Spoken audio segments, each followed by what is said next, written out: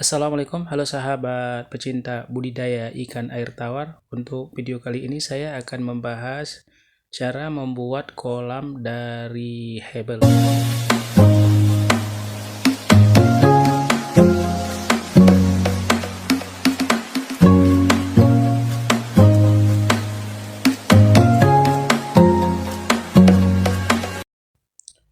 Dalam budidaya ikan air tawar, tentunya banyak cara. Salah satunya harus ada kolam, itu wajib dalam budidaya ikan nila.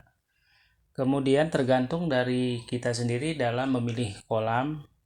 Ada yang secara kolam tanah, ada yang memakai terpal, ada juga yang memakai kolam beton yang terbuat dari bata merah.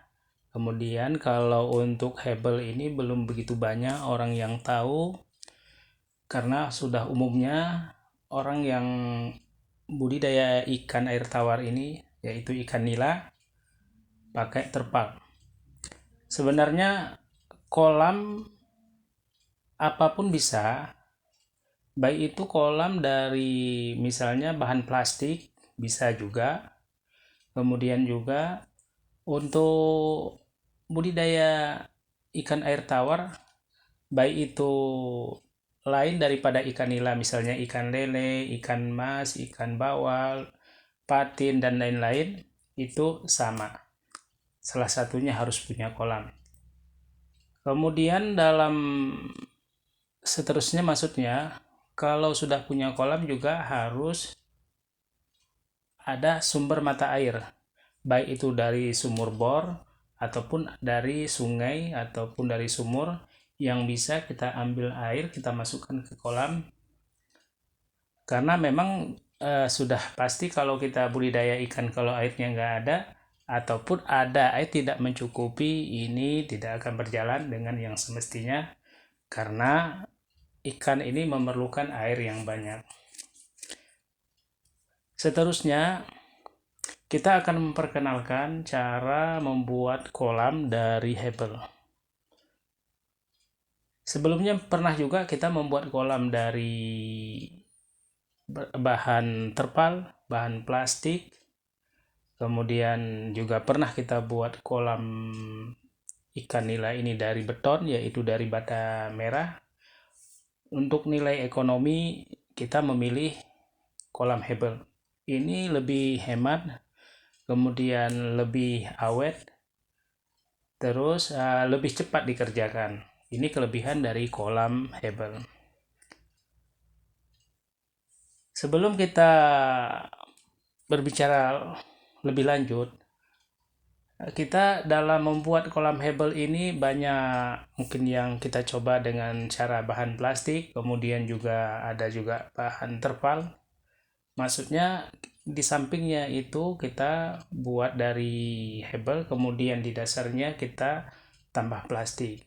Kekurangan dari plastik yaitu kalau sering terus-menerus terkena matahari, dia akan mudah pecah, sobek. Tapi kelebihan plastik dibanding dengan terpal, untuk air dia lebih awet dibanding dengan terpal, karena memang lebih plastik tidak ada yang bocor. Tapi kebalikan kalau untuk terpal, ada sajalah yang sedikit-sedikit airnya susut. Kemudian kelebihan terpal kalau dibanding dengan plastik, kalau terkena matahari, terpal lebih kuat dibanding dengan plastik. Untuk selanjutnya, kita tidak membahas kekurangan terpal, kekurangan plastik, kelebihan terpal, kelebihan plastik, tapi di sini kita melakukan plester dasar ataupun pengecoran dasar, tujuannya untuk kolam lebih awet. Dulu kolam kita ini 80% ini di dasarnya kita pakai plastik. Sekarang satu persatu plastiknya yang pecah kita bongkar kembali, lalu plastiknya tidak dibuang, kita ampar di bawahnya, kemudian kita cor kembali. Jadi ada plastik di bawah untuk mencegah kebocoran. Nah, disitulah kelebihan daripada kolam hebel, yaitu cepat, kemudian lebih rapi. Kalau kita menggunakan bata, yang sudah pasti kita harus memplester.